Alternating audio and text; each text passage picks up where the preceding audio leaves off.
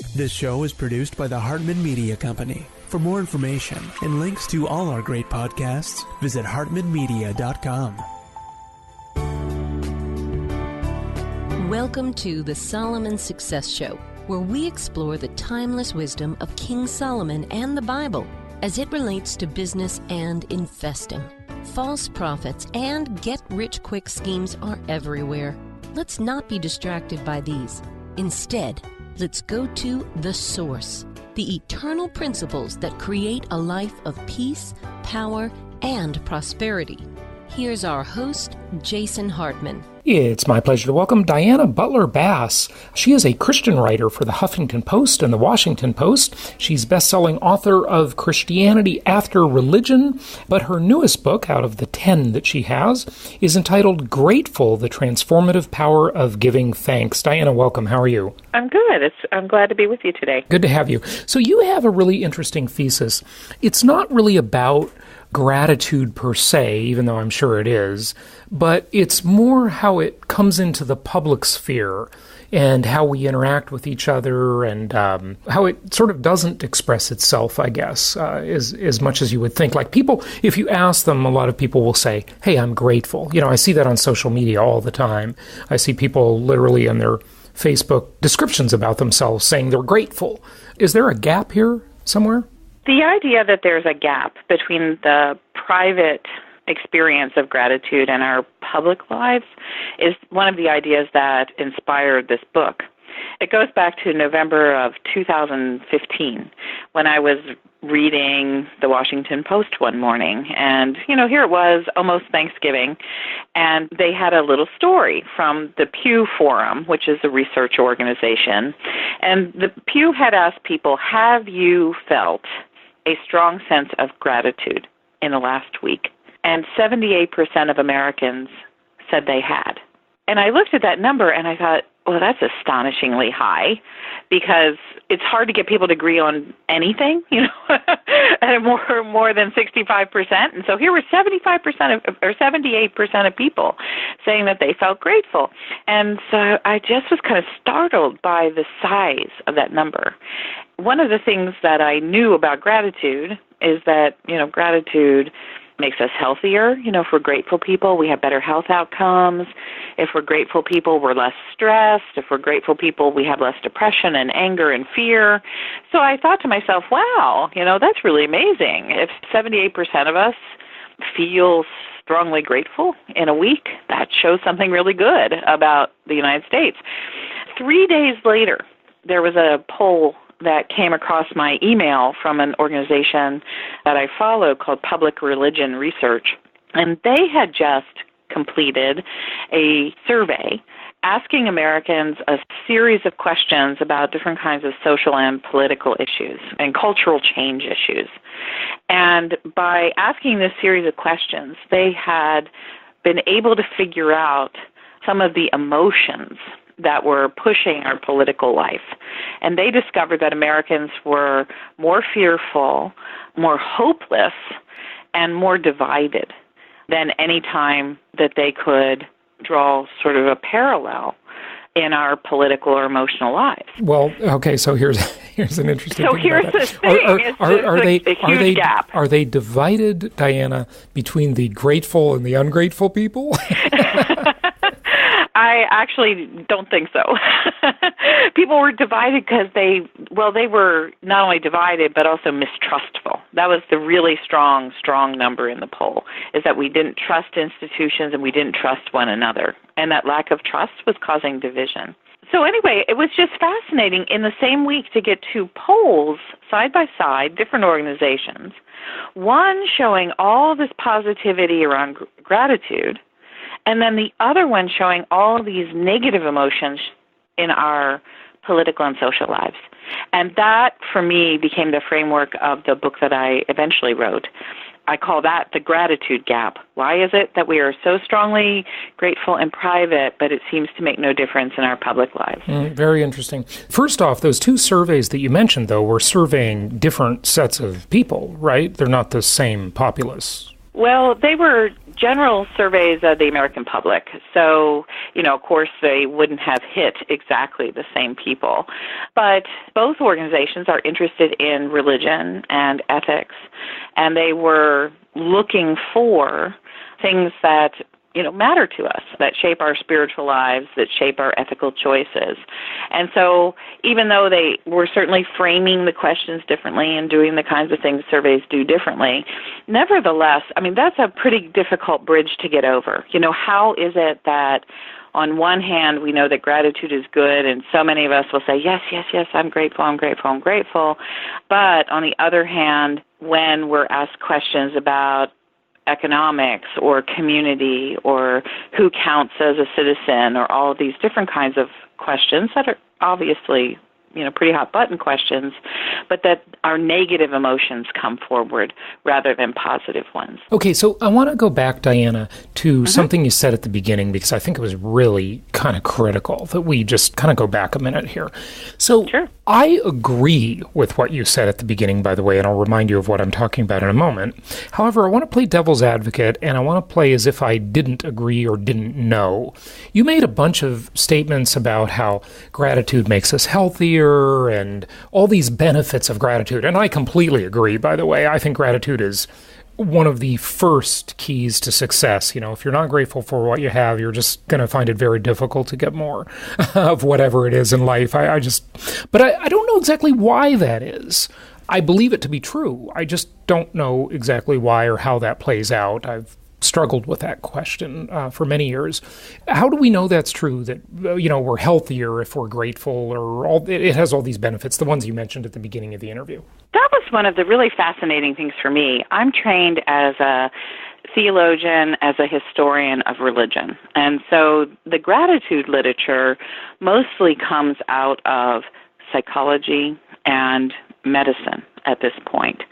And so for me to explore this topic, and I was interested in it culturally and was interested in, why doesn't our Americans seem so grateful right now, which is a kind of a historical and cultural question. Right. But what you're going to say, I think, is going to be about the sort of the psychosomatic component. Is that what, mind-body relationship? Yeah. In order to get to understanding gratitude, I had to really stretch and go and read a lot of literature that I normally wouldn't. And I was actually fascinated by it, because in psychology, a lot of the movement is towards things like stress relief and changing psychosomatic reactions to threat and how mind-body connections occur.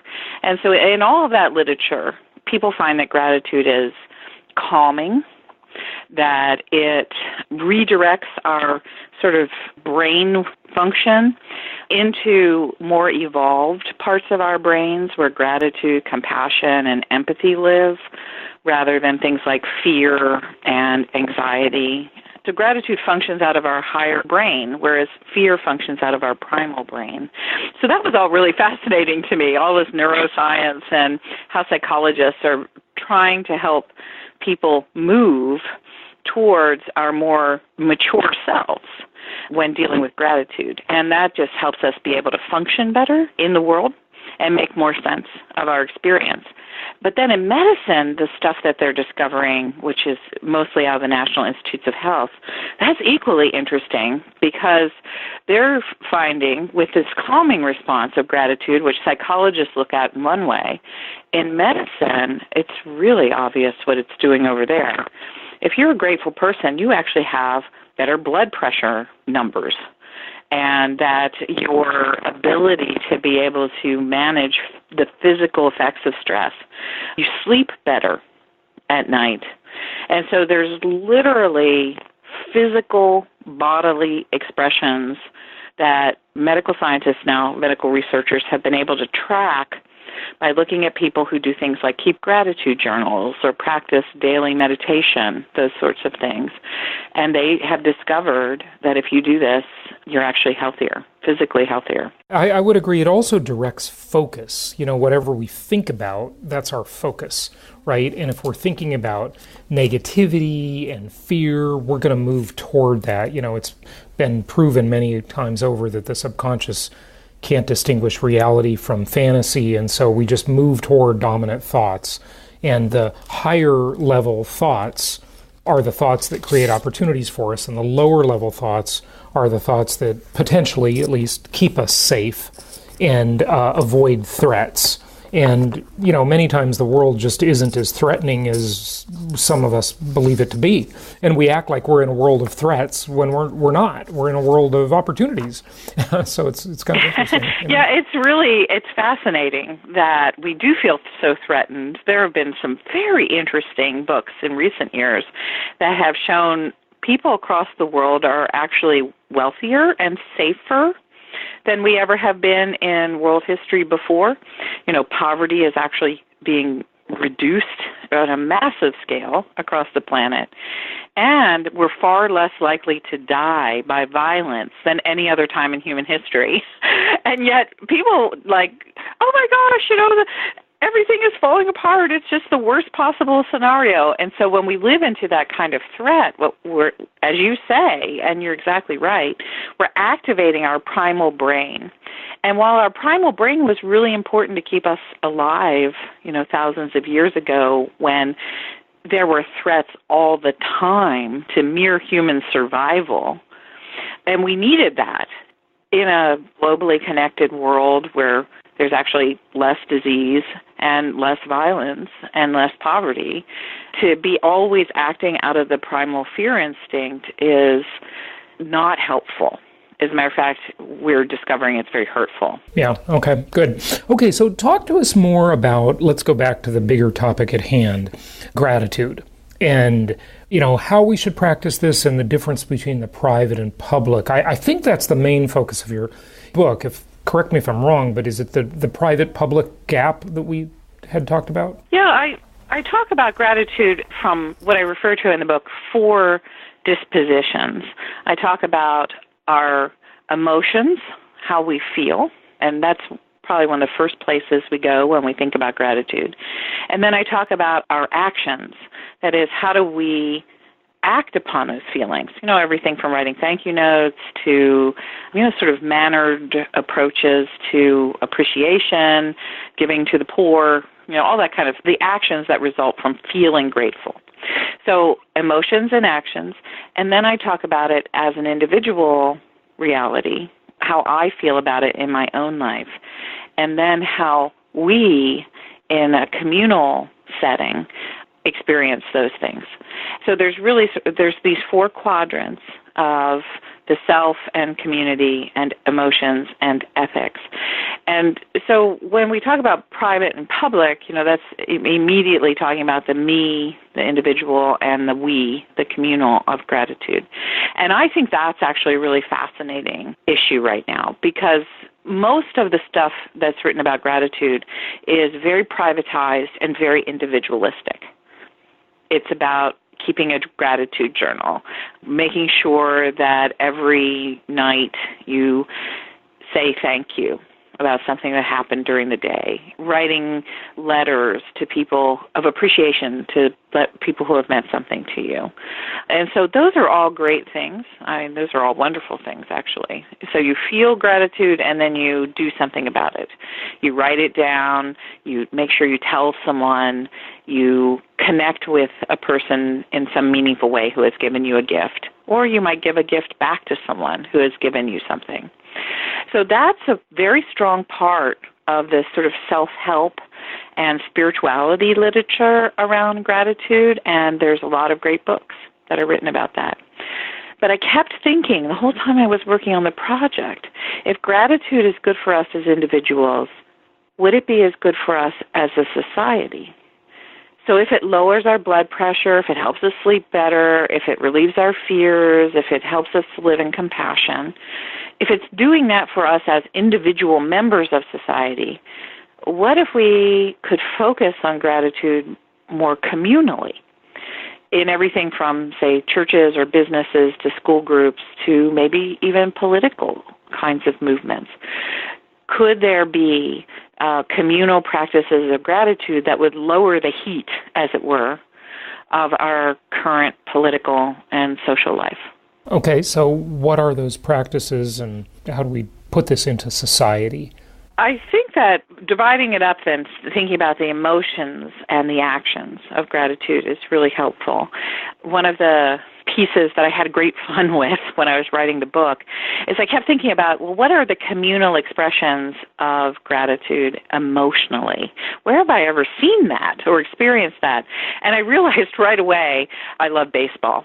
And I thought immediately of when, like, the Chicago Cubs won the World Series.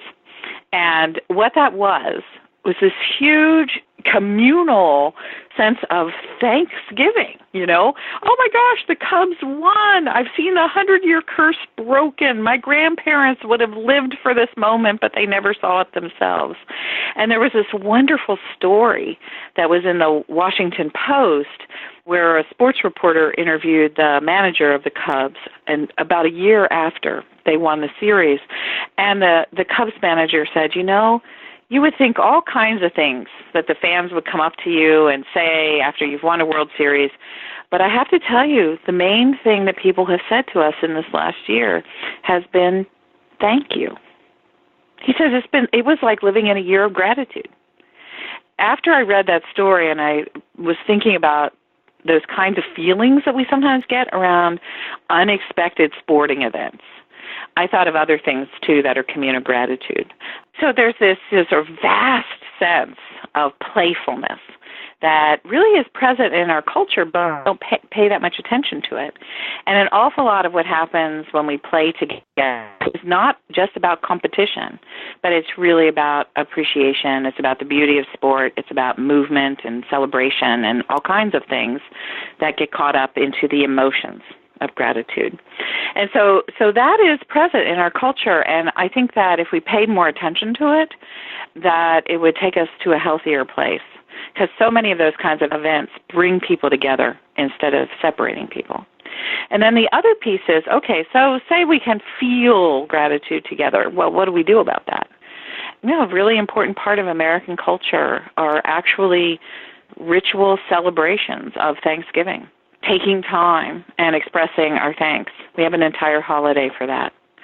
Thanksgiving sometimes gets lost in the midst of the rush to Christmas or whatever it is, but to really take Thanksgiving again and attend to it and think about what does it really mean to live in a country. There are only 10 countries in the entire world that celebrate Thanksgiving, and we're one of those countries.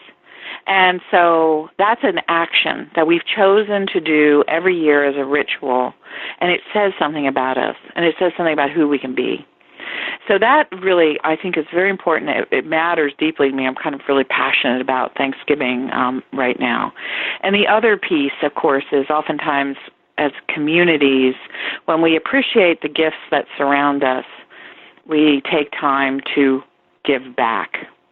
And so acts of charity, goodness, kindness, caring for the poor, taking care of the strangers among us, all of those things aren't to earn points to go to heaven.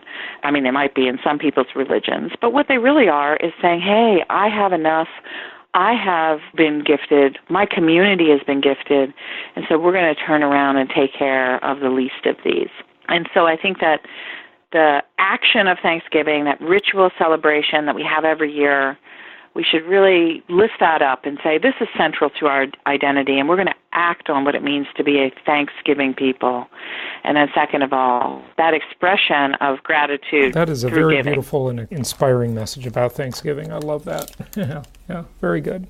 Did you want to say something else about that? Sorry to interrupt. No, I just hope that people can really hear it and really embrace it. It's a really beautiful holiday, and we shouldn't let it get lost with Black Friday and all those kinds of things.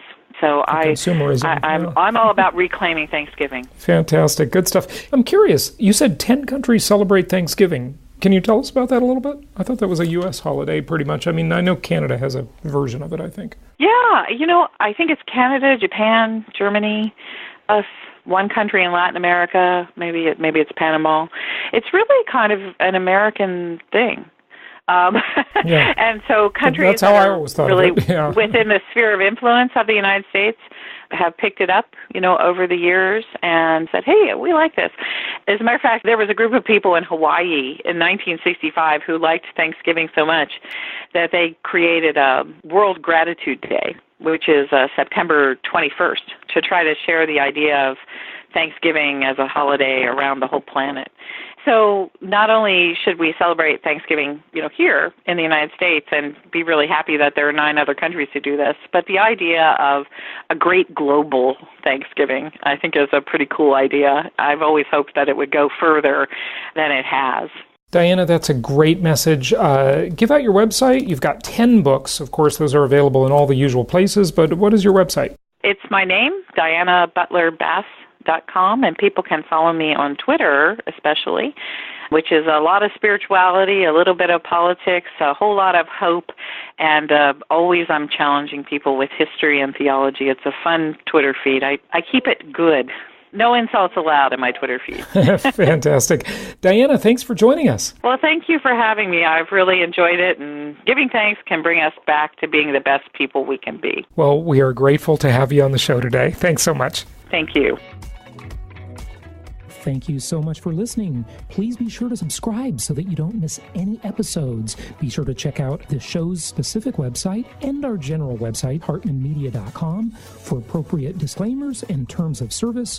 Remember that guest opinions are their own, and if you require specific legal or tax advice or advice in any other specialized area, please consult an appropriate professional. And we also very much appreciate you reviewing the show. Please go to iTunes or Stitcher Radio or whatever platform you're using and write a review for the show. We would very much appreciate that. And be sure to make it official and subscribe so you do not miss any episodes. We look forward to seeing you on the next episode.